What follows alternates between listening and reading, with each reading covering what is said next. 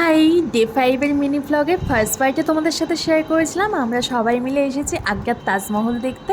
আর এখন তাজমহল দেখা কমপ্লিট করে আমরা সবাই যাচ্ছি হচ্ছে লালকেল্লার উদ্দেশ্যে। তাজমহল থেকে লালকেল্লা খুবই কাছে, টোটোতে করে গেলে ওই 10 থেকে 15 মিনিট মতো লাগে। আর হ্যাঁ, তাজমহলের পাশেই কিন্তু মিনাবাজার অবস্থিত। আর আমাদের হাতে যেহেতু খুব কম সময় ছিল, সেই কারণে আমরা আর মিনাবাজার ঘুরতে যেতে পারিনি, ডিরেক্ট আমরা লালকেল্লাতেই গেছিলাম। আর লালকেল্লা এত বড় একটা জায়গা, যদি তোমরা গাইডের গাইডেন্সে ঘুরতে চাও তাহলে কিন্তু গোটা দিন এখানেই কভার হয়ে যাবে। আমাদের কাছে যেহেতু খুবই কম সময় ছিল, সেই জন্য আমরা কোনো গাইড নিইনি, নিজেদের মতো করে পুরো জায়গাটা কমপ্লিট করেছিলাম। আর এখানে শীষমহল সহ অনেকগুলো মহল আছে, প্রতিটি মহলেরই ঐতিহাসিক কাহিনী আছে। তবে এখানে ঘুরে আমি যেটা বুঝলাম, গাইডেন্স ছাড়া যদি তুমি এখানে ঘোরো তাহলে ইট বালি পাথরের কাঠামো ছাড়া তুমি আর কিছুই বুঝবে না।